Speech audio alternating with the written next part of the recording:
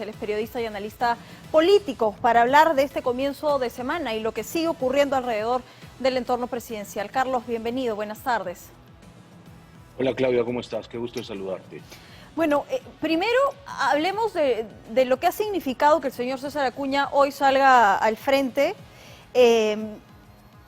No sé si en claro desconocimiento de lo que podrían ser las sanciones, ¿no? O de lo que estamos hablando. No solo hablamos de un fraude académico, sino que finalmente el presidente y su esposa se favorecieron con este pago de 400 soles por obtener el título de magíster.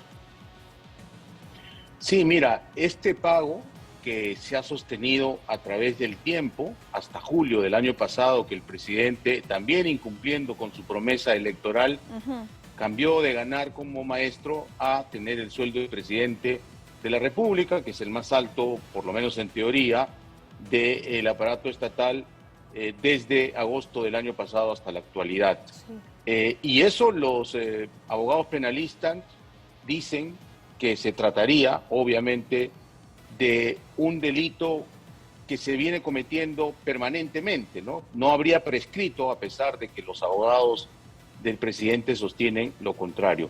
Pero cuando vemos la línea de tiempo, y hay que precisar las declaraciones que ha hecho Karelyn López en el marco de su colaboración eficaz con la justicia peruana, que como sabemos se tiene que andar con mucho cuidado porque cualquier inexactitud o mentira flagrante, ella pierde esta condición de colaboradora y por lo tanto se le aplica todo el peso de la ley. Lo que yo he entendido de estas declaraciones es que Karelyn habla que Bruno Pacheco tenía el encargo del presidente Castillo de contactar con el señor Acuña.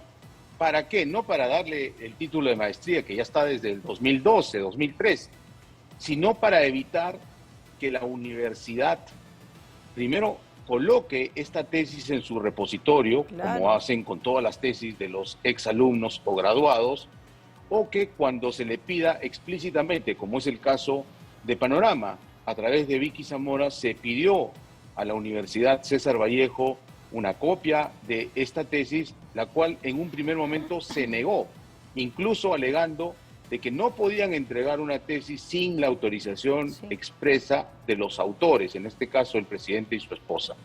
Ha tenido que ser una resolución de un tribunal el que ordene se entregue copia de esta tesis que ha sido sometida al análisis con los resultados que ya conocemos, ¿no? Así que sí creo yo en esta declaración de Karelyn que hubo esta conversación porque la universidad se negó a entregar. Lo que preocupa, además, es que el Congreso se vuelva parte del problema, ¿no? Y básicamente porque, y va a sonar a cliché seguramente, ¿no? Pero por menos se han promovido vacancias respecto de lo que hoy tiene pruebas contundentes, de lo que hoy son hechos semana a semana y de lo que ya no podemos seguir esperando de un gobierno que usa argumentos bajos, por decirlo menos, frente a una defensa que se cae ante lo evidente, Carlos. Ayer los argumentos del ministro de Cultura Salas realmente risibles, ¿no? Risibles. Eso de decir que una universidad tiene estándares que permiten el plagio, la copia del 54% de una tesis, del íntegro del marco teórico, 26 páginas completamente plagiadas, además mal plagiadas, porque se copia literalmente siglas de instituciones, por ejemplo, de México, ¿no? Universidad Autónoma del Estado de México, ni siquiera se tomaron el trabajo de cambiar esas siglas. Yo no creo que ninguna universidad, no en el Perú, en el mundo, tenga estos estándares de plagio aceptados en tesis menos de magíster o doctores, ¿no? Creo que el presidente debiera cambiar, primero, de voceros, segundo, de abogados también, porque el abogado Eduardo Pachas ha venido con un reinvento a la teoría del derecho de autor, diciendo que si la universidad no advirtió el plagio, no es culpa del alumno. Por favor, los peruanos creo que nos merecemos explicaciones más sensatas y yo diría también yo diría que el presidente debería tomar bien en serio lo que le ha dicho el señor César Acuña, porque gran parte de los peruanos creo que no estamos yendo rumbo al barranco, ¿no? Con un gobierno que errático y que lo único que gasta sus energías es en defenderse de las acusaciones que todas las semanas la prensa independiente, la prensa de investigación nos está presentando, ¿no? Ahora, aquí hay tres situaciones, ¿no? Una de la que sin duda no podemos esperar más, porque no solo hemos visto a los voceros, sino la propia carta del presidente diciendo que esto forma parte de una campaña desestabilizadora. Tenemos a un César Acuña que hoy también dijo que en el 2012 el Turnitin no existía, si no la universidad hubiera sido más rigurosa, ¿no? Y eso nos da la lectura de que finalmente la universidad tendría que aceptar también el hecho de no tener estándares de calidad y que se haya permitido este mamarracho. Y lo tercero es, ya ciñéndonos al ámbito penal, el largo camino de esta investigación que va a seguir, ¿no? Respecto de la falsedad, respecto del fraude académico.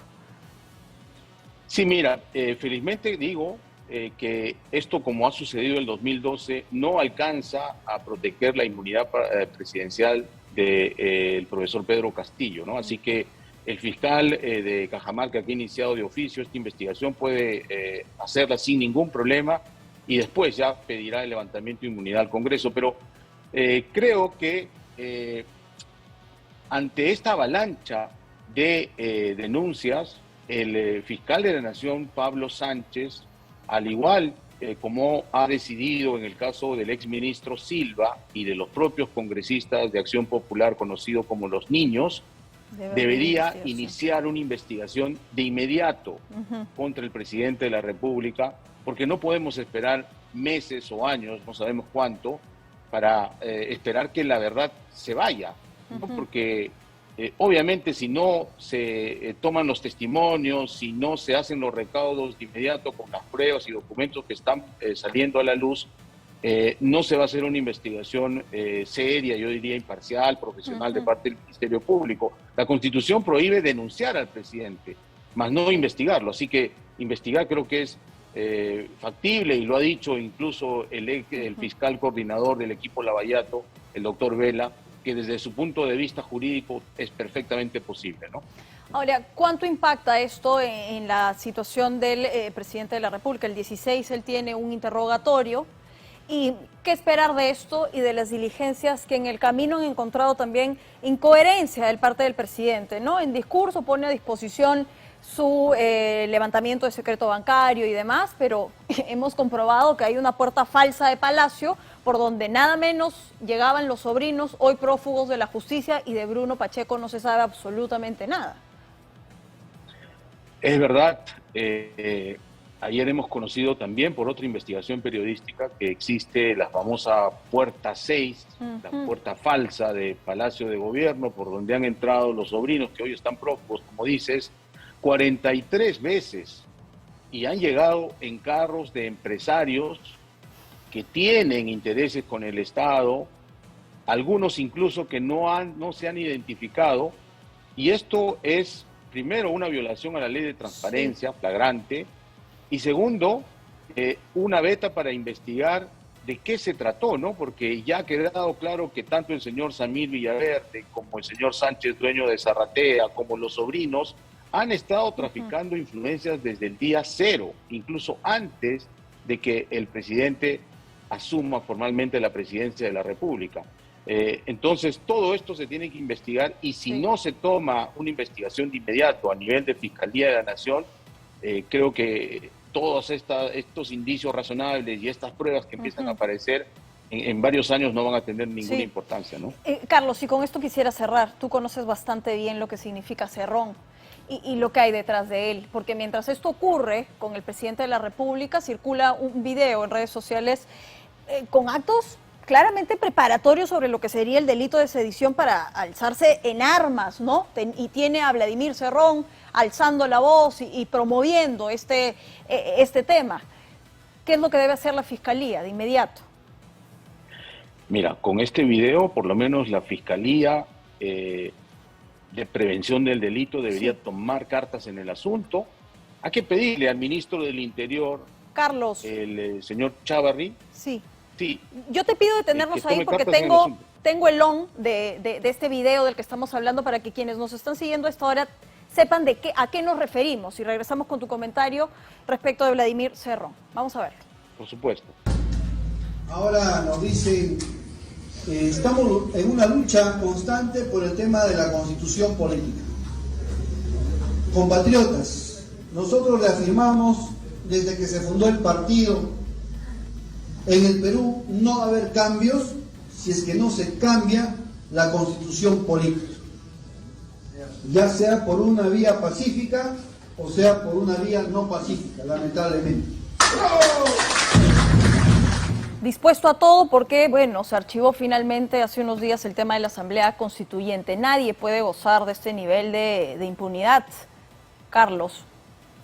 Por supuesto, esta vía no pacífica no es otra cosa que alentar a la sedición, como dices tú claramente, la violencia que está tipificada en el Código Penal. Así que de inmediato un fiscal de prevención del delito debería tomar cartas en el asunto, investigar al video la procedencia y claro, cuando escuchamos a Cerrón, recuerdo clarísimo lo que decía en su momento Hugo Chávez, por ejemplo, ¿no? Hablando de que la Constitución bolivariana iba a solucionar todos los problemas de un país muy rico como era Venezuela, y hoy vemos cómo está este país, ¿no? Sí. Que es sumergido en una crisis humanitaria, con millones de venezolanos saliendo de su país porque no tienen que comer, no tienen medicinas, no tienen libertad, que es lo más importante, ¿no?